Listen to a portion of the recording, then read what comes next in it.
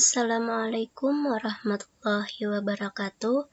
Perkenalkan kami dari kelompok 7, yakni yang beranggotakan Muhammad Bishir Hafi, Jum'ati Nur, dan saya sendiri Ayu Saleha. Materi yang akan kami bahas yaitu tentang pemilihan umum di dunia, yang mana mata kuliah kajian PKN SD 2, dosen pembimbing Rahidatul Laila Agustina MPD. Baiklah, langsung saja kita ke pembahasan materi, yaitu 1 tentang pemilihan umum di dunia. Sistem pemilihan umum merupakan metode yang mengatur serta memungkinkan warga negara memilih atau mencoblos para wakil rakyat. Bangsa Indonesia telah menyelenggarakan pemilihan umum sejak zaman kemerdekaan. Terdapat 2 fungsi sistem pemilihan umum. Yang pertama, sebagai prosedur dan mekanisme konversi suara pemilih menjadi kursi. Penyelenggara negara lembaga legislatif atau lembaga eksekutif, baik pada tingkat nasional maupun lokal. Kedua, sebagai instrumen untuk membangun sistem politik demokrasi, yaitu melalui konsekuensi setiap unsur sistem pemilihan umum terhadap berbagai aspek sistem politik demokrasi. Sistem pemilihan umum di dunia dibagi menjadi 3 sistem, yaitu 1. Plurality atau majority system, atau yang mana disebut sistem pluralitas atau mayoritas. Yang kedua, proportional system atau sistem proporsional. Yang ketiga, sistem campuran. Next. Yang kedua, pemilihan umum di Amerika Serikat. Penyelenggaraan pemilu di Amerika Serikat dilaksanakan oleh sebuah komisi, yakni Komisi Pemilihan Federal, yang dibentuk pada tahun 1975 oleh Kongres.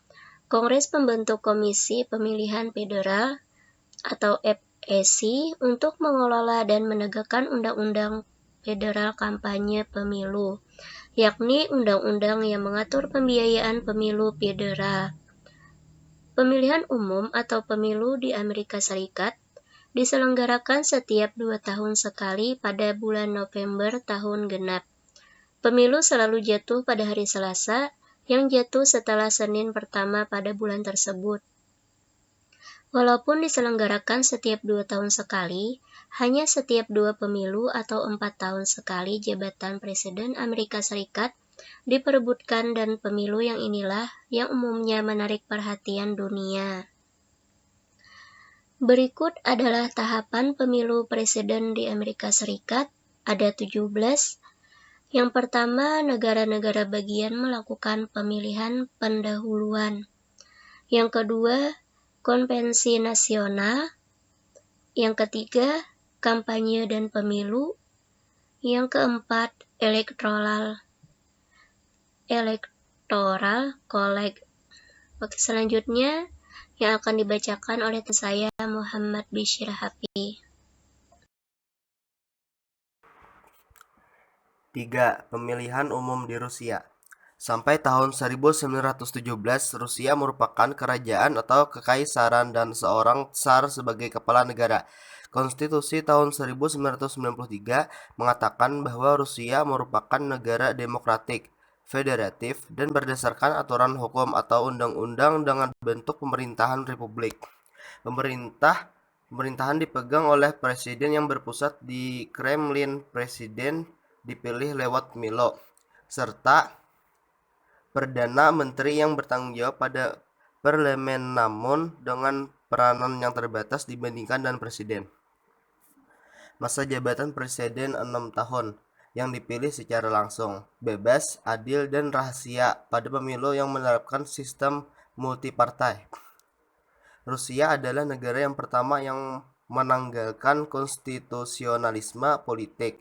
Komisi Pemilihan Umum Pusat Federasi Rusia adalah lembaga yang menyelenggarakan pemilu dan diberi kewenangan serta bertanggung jawab untuk melakukan pemilihan federal dan mengawasi pemilihan lokal di Federasi Rusia yang didirikan pada September 1993. Pemilihan umum di Cina. Pemilihan di Republik Rakyat Tiongkok didasarkan pada sistem pemilihan hierarkis, di mana Kongres Rakyat Lokal dipilih secara langsung. Semua tingkat Kongres Rakyat yang lebih tinggi hingga Kongres Rakyat Nasional, Badan Legislatif Nasional, dipilih secara tidak langsung oleh Kongres Rakyat dari tingkat-tingkat yang berada tepat di bawahnya. The Standing Committee NPC. Mungkin hukum sebagian alter disahkan oleh NPC ketika NPC tidak harus sesi yang disignifikan sejak komite tetap bertemu lebih sering daripada NPC. Beijing, sebagai sebuah negara komunis pemimpin di Cina, tidaklah dipilih melalui sebuah pemilihan umum yang diikuti rakyat, melainkan diputuskan melalui rapat internal Partai Komunis Cina, PKC. Proses pergantian kepemimpinan Cina akan dilakukan dalam Kongres PKC. Kongres PKC merupakan pertemuan tertinggi dari partai tersebut yang dilaksanakan setiap 5 tahun sekali. Kongres PKC yang dilaksanakan minggu ini merupakan kongres yang ke-18 kalinya diselenggarakan Partai Komunis itu. Pemilihan umum di Jepang. Konstitusi Undang-Undang Dasar Jepang yang mulai berlaku pada tahun 1947 didasarkan pada 3 prinsip: kedaulatan rakyat, hormat terhadap hak-hak asasi manusia, dan penolakan perang. Konstitusi juga menetapkan kemandirian 3 badan pemerintahan: badan legislatif, diet atau parlemen, badan eksekutif kabinet, dan badan yudikatif pengadilan. Diet, yaitu Parlemen Nasional Jepang, adalah badan tertinggi dari kekuasaan negara dan satu-satunya badan negara pembuat undang-undang dari negara.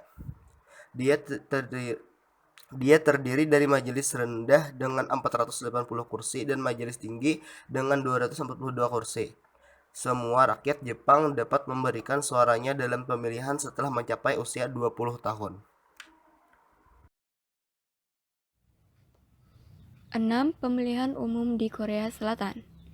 Penyelenggaraan pemilu di Korea Selatan dilakukan oleh Komisi Pemilu Nasional atau National Election Commission atau NEC. NEC dibentuk pada 21 Januari 1963 berdasarkan amanat Konstitusi Korea Selatan pasal 114. NEC bersifat independen, setara dengan Majelis Nasional, Pemerintah Eksekutif, Mahkamah Agung, dan Mahkamah Konstitusi. Pemilihan umum di Arab Saudi. Pemilu di Arab Saudi telah secara historis langka. Pemilihan umum yang diadakan pada tahun 2005 dan direncanakan untuk tahun 2009. Setelah penundaan 2 tahun, mereka mengadakan pemilu pada tahun 2011. Yang pada bulan September 2011, Raja Abdullah pun memberikan hak kepada perempuan untuk memilih dan mencalonkan diri di pemilihan kota, yaitu pada tahun 2015. Berdasarkan pembahasan tersebut, maka dapat disimpulkan, sistem pemilihan umum merupakan metode yang mengatur serta memungkinkan warga negara memilih atau mencoblos para wakil rakyat. Sistem pemilihan umum di dunia dibagi menjadi 3 sistem, yaitu 1. Plurality atau majority system atau sistem pluralitas atau mayoritas. 2. Proportional system, sistem proporsional. 3. Sistem campuran. Terima kasih.